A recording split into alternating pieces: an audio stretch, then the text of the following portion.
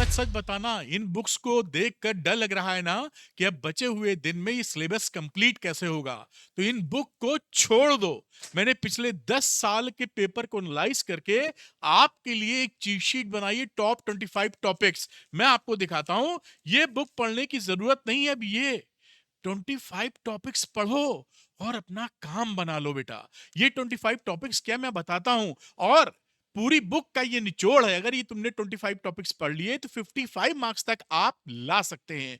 लोग 10 घंटे की पढ़ाई करेंगे और आप 2 घंटों की पढ़ाई करोगे और आपके मार्क्स उनसे ज्यादा आएंगे, क्योंकि आप हार्डवर्क नहीं स्मार्ट स्टडी करते हुए पाए जाओगे। तो अपनी सीट बेल्ट की पेटी बांध लो, रजिस्टर और पेन निकाल लो, स्क्रीनशॉट मत लेना। और जो मैं टॉपिक बताऊं उनको नोट कर लो। कहां से पढ़ना ये भी बताऊंगा। पूरा मामला कंप्लीट कर दूंगा। ध्यान से अगले 8-10 मिनट आप मेरी बात सुनिए। चलिए स्टार्ट करते हैं वीडियो खटाखट बिना देर के हुए। ये 20 तारीख को 20 फरवरी को आपका पेपर है। दिन बहुत कम बचे हुए हैं। ये देखिए इस तरह के क्वेश्चंस आते हैं।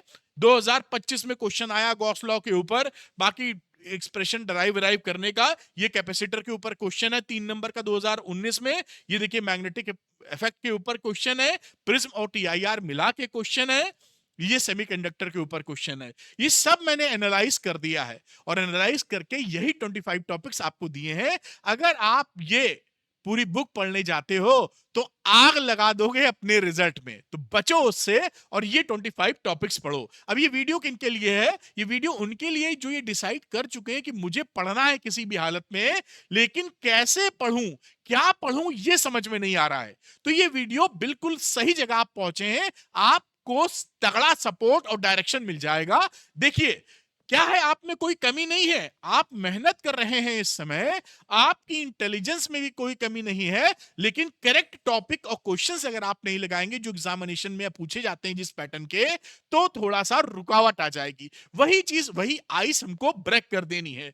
आपको मालूम होगा, और मैंने पूरे 10 साल को अपने एक्सपीरियंस से निचोड़ा है पीवाईक्यूज को, जिसमें आप देखेंगे एक पैटर्न है क्वेश्चन आने का। यानी 20% क्वेश्चन आपको 80% नंबर तक दिला देते हैं। यानी बार बार घुमा फिरा के वो क्वेश्चन रिपीट किए जाते हैं। तो इन 20% क्वेश्चन से 80% रिजल्ट लेके आओ।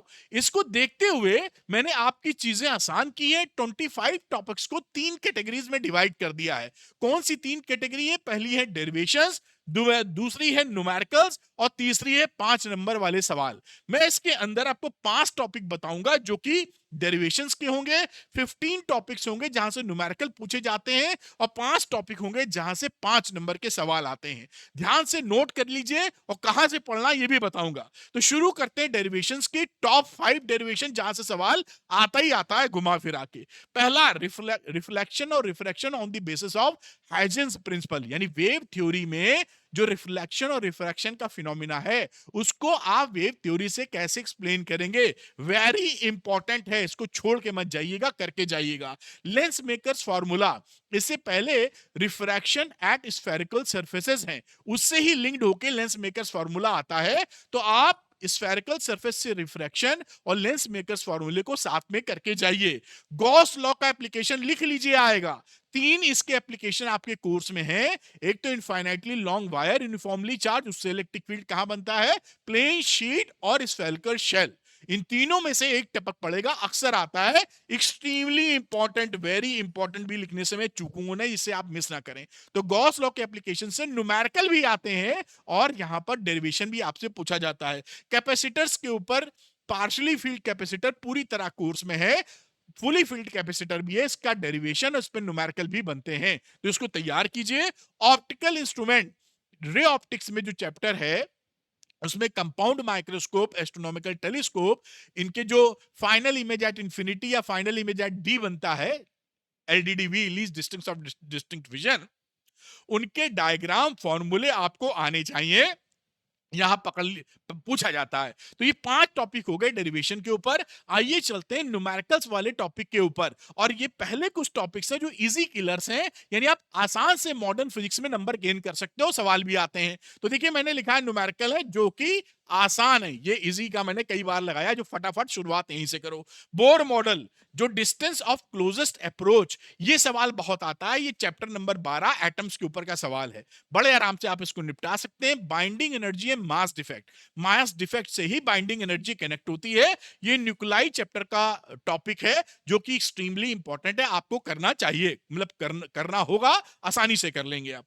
आइंस्टाइन फोटो इलेक्ट्रिक इक्वेशन की बात करूं, डुअल नेचर की, एक ही इक्वेशन है इनकी, और उसी इक्वेशन पे कभी कभी आपको बोलते हैं कि कोई फोटोन जब टकराएगा किसी प्लेट से, ये बड़ा आता है, ये फोटोन टकराया और जो ये फोटो इलेक्ट्रॉन्स निकले उसकी केमैक्स काइनेटिक एनर्जी मैक्सिमम क्या होगी, या ये इलेक्ट्रॉन निकलेगा भी कि नहीं निकलेगा, वर्क फंक्शन वाला कॉन्सेप्ट मिला के। दूसरा डिब्रॉय वेवलेंथ। डिब्रॉय वेवलेंथ का फॉर्मूला भी lambda equal to h upon momentum p होता है, p equal to m v, आप जानते ही हैं। ये बहुत सरल सवाल बनता है लेकिन पूछा बहुत जाता है, तो इसको भी अच्छे से करके रखिए। आगे चलते हैं, जो हैवी वेट्स हैं इलेक्ट्रोडायनेमिक्स में, जो तगड़े नंबर आपको दिलवाएंगे और अक्सर आपके एग्जामिनेशन में फ्रीक्वेंट फ्लायर्स रहते हैं, आते रहते हैं। तो सीरीज एलसीआर सर्किट क्वेश्चन बनता ही है यहां से। आप चैप्टर नंबर 7 अल्टरनेटिंग करंट का एलसीआर सर्किट उसको क्लियर कीजिए। ट्रांसफॉर्मर, यहां से सवाल बनेगा, यहां पर आप न्यूमेरिकल एफिशिएंसी टर्न रेशियो, बहुत सरल सवाल आते हैं, जो v secondary upon v primary, फिर N2 अपॉन N1, ये सब बातें पूछी जाती है। That is very very easy. Efficiency भी पूछी जाती है। किरचॉफ लॉ पे सवाल बनेंगे, ये अक्सर आता है। दोनों रूल केसीएल केवीएल जानते ही हैं आप मुझे ये बताएं कि जो किरचॉफ लॉ है, क्या उसका पहला लॉ जो है केसीएल, वो किस पर बेस्ड है, किस प्रिंसिपल पर बेस्ड है, ये मुझे लिख के दीजिए। अच्छा, एक कमिटमेंट में आगे बढ़ने से आपसे चाहता हूं कि ये जो मैं टॉपिक बना रहा हूं बड़ी मेहनत से रिसर्च करके, दिन रात एक करके, कि मैं आपकी हेल्प कर सकूं, आप लिखिए कि चैलेंज एक्सेप्टेड, यानी ये टॉपिक आप पढ़ेंगे, अगले 2 दिनों में खत्म कर देंगे, जिसमें आपकी भलाई है। तो आप लिखिए कि चैलेंज एक्सेप्टेड। कहां से पढ़ना मैं बताऊंगा, जिससे मुझे यह भरोसा हो कि जो बच्चा ये देख रहा है, अरविंद सर से पढ़ रहा है, उसने कमर कस ली है, वो 20 फरवरी को एग्जाम फोड़ देगा। अपने दिमाग में फीड करने के लिए लिखिए चैलेंज एक्सेप्टेड, लिखिए चैलेंज एक्सेप्टेड, फीड कर लीजिए कि मुझे करना, अगले 2 दिन में खत्म कीजिए इन 25 टॉपिक्स को। फिर आगे बात करते हैं हैवी वेट्स, जो की है जहां गलती अक्सर बच्चा कर सकता है, जो ट्रैप रहता है फंसाने के लिए।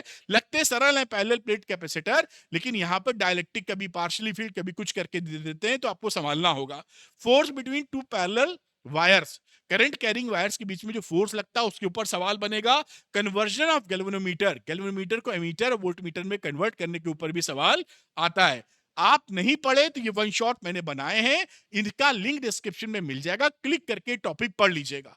तो आपकी व्यवस्था यहां की बना दी कि कहां से पढ़ना है। Easy physics with Arvind sir, आसान भाषा में कम समय में एक्सप्लेनेशन है, फायदा उठा सकते हैं।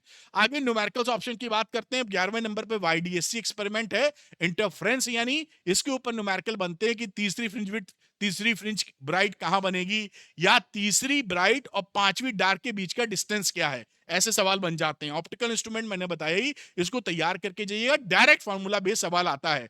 और अगर तगड़ा सवाल आ गया तो बहुत बच्चे नहीं कर पाते हैं, तो तगड़ा आने के चांसेस कम रहते हैं। प्रिज्म फार्मूला, प्रिज्म फार्मूले को याद करके रखिए, म्यू एंड मिनिमम डिविएशन के बीच का relation, mu and minimum deviation के बीच का रिलेशन। अगला, ये कर लिया तो 70/70 ही मिल जाएंगे, क्योंकि ये आसान पड़ता है। गॉस थ्योरम का एप्लीकेशन, उस पे ऊपर बेस सवाल आ जाते हैं जो कि आसान पड़ते हैं। Self and mutual inductance, direct फार्मूले वाले सवाल आता है, एल और एम लगाना रहता है, सिंपल सवाल। तो ये न्यूमेरिकल वाले 15 टॉपिक हो गए। अब मैं 5 नंबर वाले सवाल पे, यानी जो सुपर हैवी वेट है, उनकी तरफ लेके चलता हूं। आपको ड्रिफ्ट वेलोसिटी का डेरिवेशन, उस पर जो सवाल आते हैं, वीडी का जो फॉर्मूला है और इस पे जो सवाल बनते हैं वो क्लियरिटी के साथ आने चाहिए। गैल्वेनोमीटर पूरा आना चाहिए, 5 नंबर का सवाल बन जाता है। प्रिंसिपल, कंस्ट्रक्शन, वर्किंग फॉर्मूला, सब न्यूमेरिकल भी ठूस देते हैं। साथ में AC generator, it is also well in the course, तो आप इसको अच्छी तरह पढ़ के जाइए। ट्रांसफॉर्मर एकदम इसका भाई है गैल्वेनोमीटर का, मतलब सब कुछ पूछ लेते हैं, कंस्ट्रक्शन, वर्किंग डायग्राम, फार्मूला, सब कुछ जो कुछ निकाल सकते हो आप। और सेमीकंडक्टर रेक्टिफायर, तो सेमीकंडक्टर फुल वेव रेक्टिफायर और हाफ वेव रेक्टिफायर, दोनों में से ही डायग्राम वगैरह पूछ लेते हैं। अब देखिए क्या है कि जो बच्चे टॉपिक्स पढ़ेंगे और क्वेश्चन नहीं लगाएंगे, उनको रिस्की हो जाता है, क्योंकि एग्जामिनेशन में क्वेश्चंस पूछे जाते हैं, समय कम है, तो सही क्वेश्चन लगाना जरूरी है। इस गैप को फुलफिल कीजिएगा तभी रिजल्ट मिलेगा, केवल टॉपिक पढ़ने से रिजल्ट नहीं मिलेगा। तो आप फोकस कीजिए, पर चैप्टर 25 क्वेश्चन, जो कि पैटर्न के हिसाब से हो। अब ये आपको 25 क्वेश्चन मिलेंगे कहां? या तो आपके टीचर स्कूल के दे दे, कोचिंग सेंटर वाले दे दे सॉल्व करके, या कोई और दे दे। अगर कहीं नहीं मिल रहे हैं तो 25 क्वेश्चन आपको मिलेंगे श्योर शॉर्ट क्वेश्चन में। 12 PCM sure short question, 12 PCB sure short question. इन श्योर शॉर्ट क्वेश्चन में ऐसे ही इसी पैटर्न के क्वेश्चन एग्जामिनेशन में पूछे जाएंगे। 25 क्वेश्चन पर चैप्टर है, आप सॉल्व कर सकते हैं, फुली सॉल्व है, सोल्यूशन के लिए भटकना नहीं है, और 100% बोर्ड टारगेटेड क्वेश्चन है। बेसिकली ये निचोड़ है एनसीईआरटी के इंपॉर्टेंट क्वेश्चन का, 10 साल के इंपॉर्टेंट पीवाईक्यूज का बेटा, और लेटेस्ट ट्रेंड का। इसको करने के बाद आप काफी हद तक रिलैक्स हो सकते हैं कि मैंने स्मार्ट स्टडी कर ली है, इस पैटर्न के क्वेश्चन की मेरी तैयारी है। उम्मीद करता हूं ये वीडियो आपके लिए हेल्पफुल रहा होगा। चैलेंज एक्सेप्टेड लिखना मत भूलिएगा, जिससे मुझे ये फीलिंग आए कि आप फोड़ने के लिए तैयार हैं। जय हिंद, मिलेंगे अगले वीडियो में, बाय।